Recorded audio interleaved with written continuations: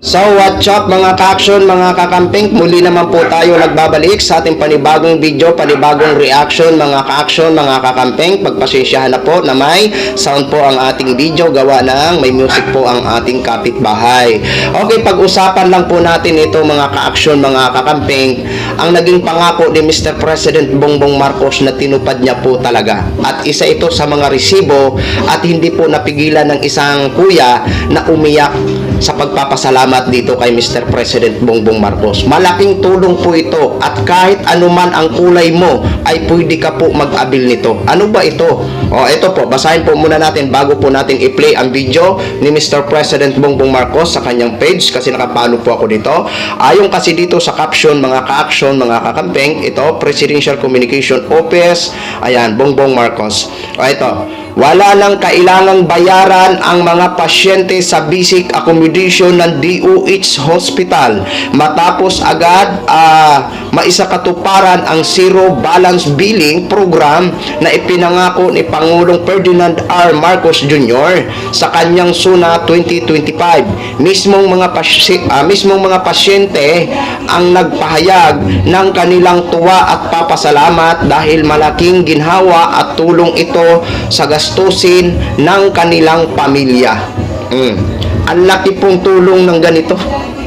Oo, isipin nyo ha, basta DOH Hospital, libre, zero balance billing ho.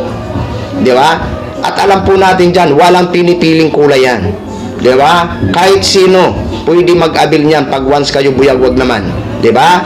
Ipagdasal lang ho natin na nasa mabuti tayong kalagayan laging lahat-lahat. Di ba? Hindi natin hiningi na magkasakit tayo. Pero maganda po ito na may ganitong programa o ang pangako ni Mr. President Bongbong Marcos ay tinupad niya sa taong bayan. Ito po, panoorin po muna natin itong mga ka-action, mga kakampeng. Credit po sa video ni Mr. President Bongbong Marcos. Itinuloy na po natin ang zero balance billing. Libre po.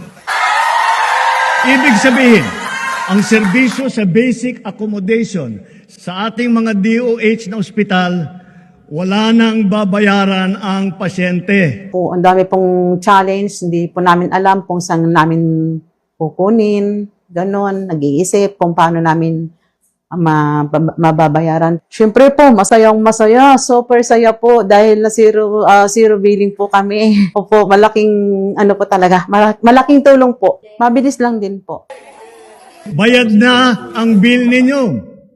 Uulitin ko, wala nang kailangan bayaran ng pasyente basta sa DOH Hospital dahil bayad na po ang bill ninyo. Naiyak ako kasi sobrang saya. Maraming salamat po, Mr. President Bongbong Marcos Jr. Hindi kami nagkamali ng taong ihinalal. So yun na ho mga ka-action, mga kakamping, no? Narinig na po natin at napakinggan na po natin ang isa sa mga pasyente na umiyak at nagpasalamat dito kay Mr. President Bongbong Marcos. Alam nyo mga ka-action, mga kakamping, kahit hindi man na po ang nasa side nila, pero nung nakita ko po yun, natouch po ako. Natouch po ako dahil alam ko malaking tulong po itong programang ito na zero balance billing ho. Basta sa DOH Hospital. Diba? Ramdam ko po ang pagpapasalamat, saya ng pasyenteng yan. Diba? Yan ang isa sa mga resibo na totoo po ang sinasabi na zero balance billing basta sa DOH Hospital. Diba? Kahit sino sa atin pwede dyan. Pero hindi natin hinihingi na magkasakit tayo. Hinihingi natin na bawat lakbay natin, bawat araw-araw na galaw natin ay nasa mabuti tayong kalagayan. Ngunit pero napakaganda po na programa ito. Diba? Hindi po ito na sabi-sabi hanggang pangako-pangako na lang. Tulad ng sinasabi ng iilan sa ating mga kababayan, ng mga kritiko ni Mr. President Bongbong Marcos, eto na po. Diba? Tinupad na po ni Mr. President Bongbong Marcos kagaya ng kanyang mithiin na 20 per kilo na bigas at yan ang kahilingan din natin. Sana nationwide na po yan pagdating ng tamang panahon.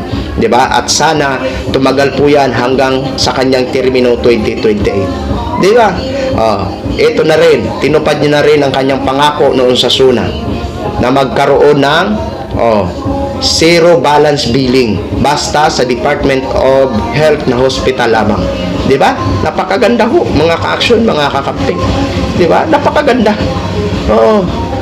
Napakaganda po na may ganitong programa. 'Di ba? Kaya sana sa ating mga kababayan, magtulungan na lang tayo. Magtulungan tayo na suportahan ang gobyerno. 'Di ba? Kasi kung ang inyo naman iniidolo ang makaupo, ganun din at ganun din ang gagawin natin. Suportahan natin.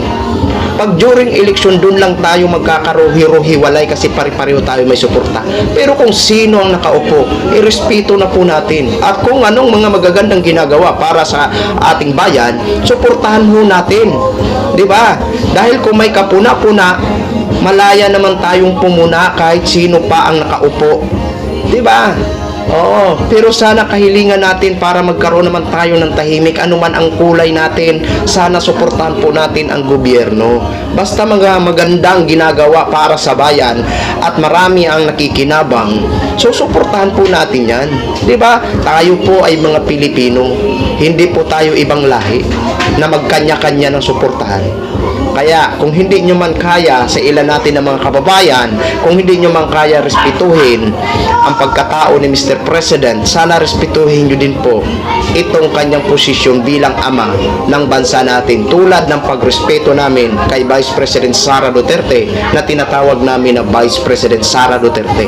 Kasi kahit hindi ko man yan sinuportahan, kahit si Mr. President, nandun pa rin ang salitang respeto. Dahil elected po siya, honorable po sila ng sa bansa natin, di ba? Okay, so yun lang ho mga ka-action, mga kakamping, no, share ko lang ho sa inyo. Maraming salamat po sa mga viewers natin Luzon, Visayas at Mindanao all over the world. Ako po ang inyong lingkod, si Action Man. Good evening everyone.